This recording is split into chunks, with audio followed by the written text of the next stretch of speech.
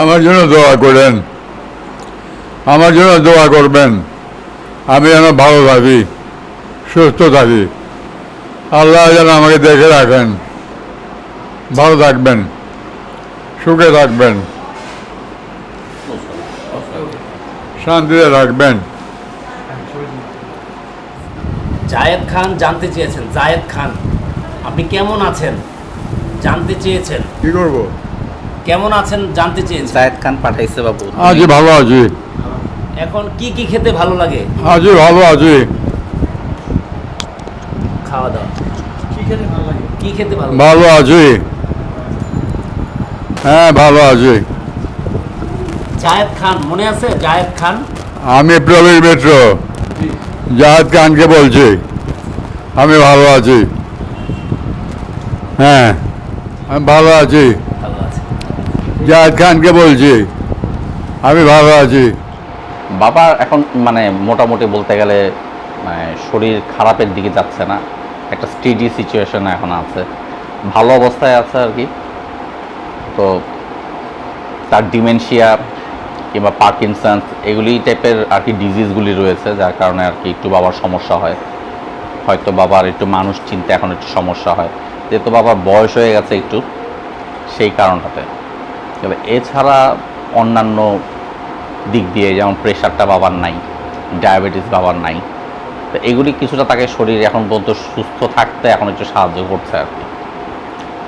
অন্যান্য দিক দিয়ে চিন্তা করলে আর কি মানে সবাই ঠিক আছে, মানুষজনকে একটু একটু চিনতে পারে, মাঝে মাঝে চিনতে পারে না, তো বয়স হলে যা হয় আর কি।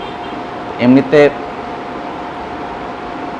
আমি যারা যারা খবর রাখেন, যেমন জায়েদ খান সাহেব, উনি আমাদের কাছে ফোন টোনও করেন, ফিজিক্যালি দেখাও করতে আসেন, তো বাবা খুশি হয় আর কি এরা আসতে পড়ে। তো অনেকে আবার আগে যেমন খুব যাতায়াত ছিল, যোগাযোগ ছিল, এখন তারা আবার এখন আর মানে আসে না। এইটা বাবার জন্য এটা আবার কষ্টদায়ক। সব মিলিয়ে আর কি বাবার অবস্থাটা এখন আমি বলবো ভালোই আছেন বাবা। সবাই দোয়া করবেন সে যেন আরও ভালো থাকেন, আস্তে আস্তে যেন সুস্থ হতে পারেন। যেমন বাবার খুব ইচ্ছা সে যেন এফডিসিতে যেতে পারে, সে যেন আবার তার অফিসের অন্যান্য লোকজনদের সাথে সে যেন কথাবার্তা বলতে পারে। এটা বাবা বলে মাঝে মাঝে, এখনো বলেন আসলে? এখনও বলেন, যার কারণে আর কি আগে যেমন কিছু লোক এসেছিলেন তাদেরকে বলেছেন যে এফডিসি সব কি ঠিক আছে, ভালো আছে।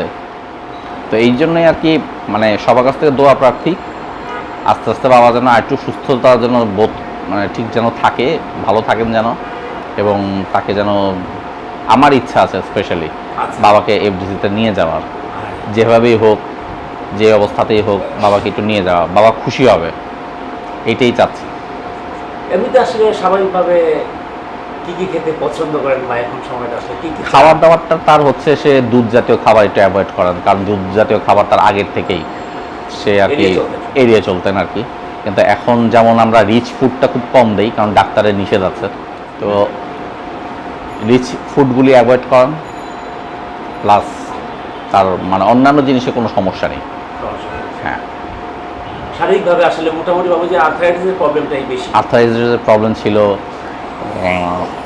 তার যেমন ডিমেনশিয়ার কথা বললাম, ডিমেনশিয়া এবং আস্তে আস্তে যেমন স্মৃতিশক্তিগুলি লোপ পেয়ে যায়, এটা মনে রাখতে পারে না অনেক কিছু, তো এইগুলি প্রবলেমগুলি আছে। আদারওয়াইজ এমনিতেই সব ঠিকঠাক আমি মনে করি, কারণ তার ফিজিওথেরাপিও দেওয়া হয়, মেডিসিন ট্রিটমেন্ট এগুলি সব চলছে, তো এগুলি দিয়ে সবার দোয়ায় মোটামুটি এমনি ভালোই আছেন। এমনিতে সময়টা আসলে কিভাবে পার করেন সারাটা দিন? বেশিরভাগ সময় হচ্ছে গিয়ে সকালবেলা একটু ধরেন পেপার পড়ে, কিংবা বেশিরভাগ সময় তার টিভি দেখেই সময় কাটে, টিভি দেখে, খেলা দেখে, এগুলি দেখে তার সময় কেটে যায় আর কি।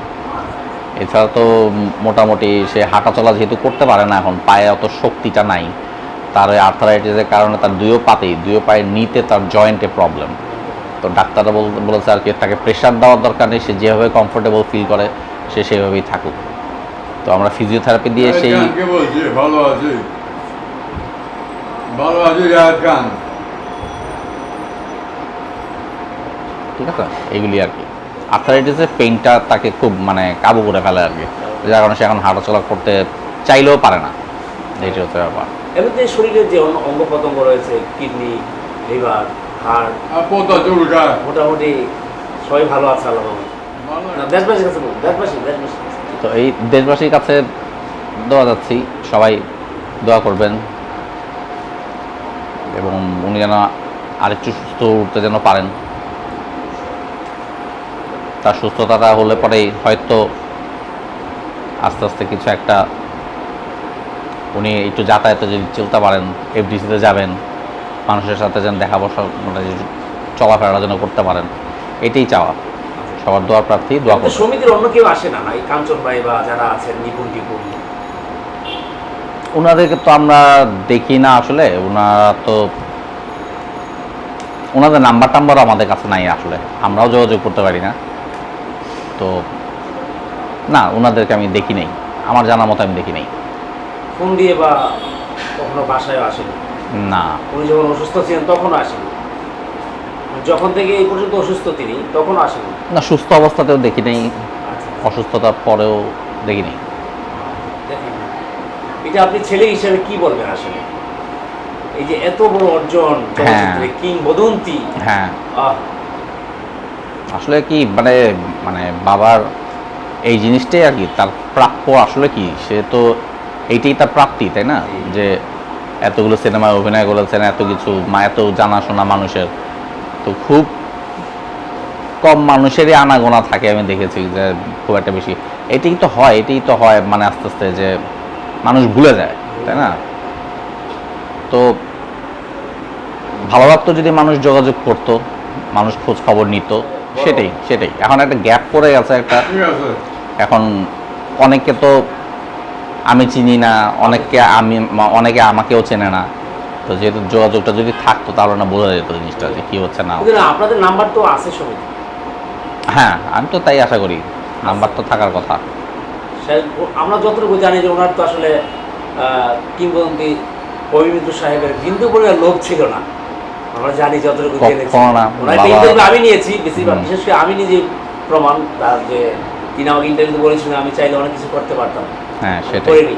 হ্যাঁ সেটাই, মানে বাবার তো তো সেই দিক থেকে তিনি টাকা পয়সা বা ধন সম্পদ বাড়ি গাড়িও লোভ করেননি, না, কিন্তু কখনো সেদিক না। থেকে শেষ বয়সে এসে একটু বা সাপোর্ট বা তার সহকর্মী বা শিল্পী সমিতি থেকে বা সব জায়গা থেকে যদি একটু আসতেন, খোঁজখবর রাখতেন, এটা আসলে বড় পাওয়া ছিল আপনাদের জন্য। অবশ্যই এটা তার প্রাপ্য ছিল, এই দিক থেকে কিন্তু সেইভাবে এই support পাচ্ছেন না। সাপোর্টটা প্রাপ্য ছিল হ্যাঁ। বাবার। কারণ বাবা হয়তো ওই মুখ দিয়ে চেয়ে কখনো বলবে না যে আমার তো এইটা নাই, আমার তো ওটা হলো না। কারণ তার সবসময় আমরা দেখেছি তার মধ্যে এইসব লোভ লালসা কখনো কাজ করে না, যে আমার একটা আছে তো দুইটা নাই কেন, আমি আরও চাই। এই জিনিসগুলো বাবার মধ্যে কখনো দেখিনি। হ্যাঁ, বাবার মধ্যে এই জিনিসটা যেটা ছিল যে সে হচ্ছে মানুষের মনটা খুব ভালো জয় করতে পারতো, কারণ মানুষের সাথে ব্যবহারটা খুব ভালো ছিল, ঠিক আছে? যার কারণে মানুষ তাকে ভালোবাসতো। বাবাকে খুব কমই আমি বিরক্ত হতে দেখেছি মানুষের ব্যবহারে। রাইট। সে যেমন ইয়ে করতো সে তেমনই, আচ্ছা ঠিক আছে, ও হয়তো কোনো সমস্যা দিয়ে যাচ্ছে এর জন্য এরকম অবস্থা। কিন্তু বাবার মধ্যে আমি কখনো দেখি নাই যে বিরক্তি, অথবা একটা কারোর সম্বন্ধে খারাপ বলা, অথবা আমার তো এটা একটা দেখলাম একজন নিয়েছে আমিও একটা চাই, না, এই জিনিসগুলি বাবার মধ্যে নাই। কখনোই কাজ করে না। ছোটবেলার থেকেই দেখেছি কখনো এইসব জিনিস তার মধ্যে কাজ করে নাই, না, একদমই না। সেই দিক থেকে আপনি কি বলবেন, এমন একজন বাবা পেয়েছেন, আর সেদিক থেকে আসলে কি মনে করবেন নিজেকে যে এমন একজন বড় মাপের মানুষের অবশ্যই সন্তান, অবশ্যই আসলে খুব এত আমি সৎ লোক, এত অনেস্ট, এই হ্যাঁ। সময়ে খুব কম। হ্যাঁ সেটাই বলবো যে খুব লাকি, কারণ চোখের সামনে দিয়ে এরকম একটা লোককে দেখা আসলে খুবই, বলতে হয় যে আমি সন্তান হিসেবেই শুধু বলছি যে তা না, ওই যে, মানুষ হিসেবে ওই যে। মানে চমৎকার একজন লোক, চমৎকার। একজন চমৎকার লোক। প্লাস যেটা বললাম তার মধ্যে যে এই জিনিসগুলো, মানে আমি সন্তান হিসেবে নিজেকে মনে করি আমি খুব ভাগ্যবান।